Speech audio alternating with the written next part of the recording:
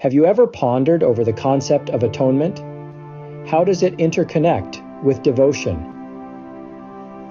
At its core, atonement is the act of making amends, a way of seeking forgiveness for our wrongdoings.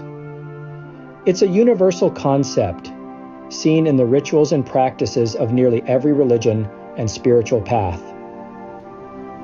Now, let's bring devotion into the picture. Devotion, in its purest form, is a deep, selfless love and commitment to a higher power. It's not just about following rituals or adhering to religious practices. It's about surrendering oneself completely, with a heart filled with love and reverence. So how do these two concepts intertwine? Well, there's a profound story that ties them together beautifully. This tale, a conversation between a sage and a king, reveals that pure, unalloyed devotion to Lord Krishna is the most effective atonement, capable of burning away all sinful reactions. Let's dive into a profound story that brings light to these concepts. In a time long ago, there was an enlightening conversation between a sage and a king. Under the shade of an ancient tree, the wise sage Sukadeva taught King Parikshit about the profound concepts of atonement and devotion. "Great king," began Sukadeva, "sinful acts must be addressed through scriptural atonement, or one risks a journey to hellish realms after death." Sukadeva continued, explaining that while noble deeds and philosophical knowledge are commendable, they are incapable of completely liberating one from the relentless cycle of birth and death that characterizes material life.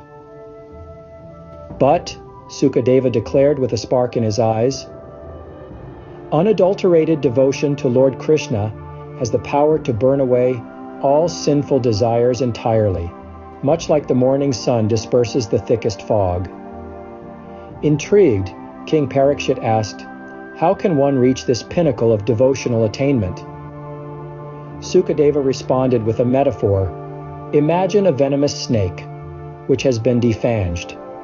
Even if one surrenders to Krishna's lotus feet just once, all sinful reactions are removed, and the soul's sins lose their potency, just like that harmless snake." Sukadeva further explained, "For those not on the path of pure devotion to Krishna, atonement processes are akin to washing a liquor pot, ultimately ineffective."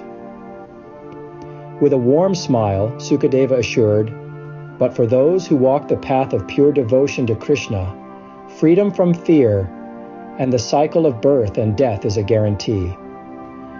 This parable beautifully encapsulates the essence of atonement and devotion. So, what do we take away from this enlightening conversation? The essence lies in the power of pure, devotional service to Krishna. It surpasses all other forms of atonement, symbolizing the ultimate liberation from the cycle of birth and death. Embracing this path of devotion, we learn to surrender completely, letting go of our sinful reactions. This pure devotion is transformative, like the morning sun dispelling the dense fog. Remember, it is through pure devotional service to Krishna that one can truly expiate one's sins and attain liberation.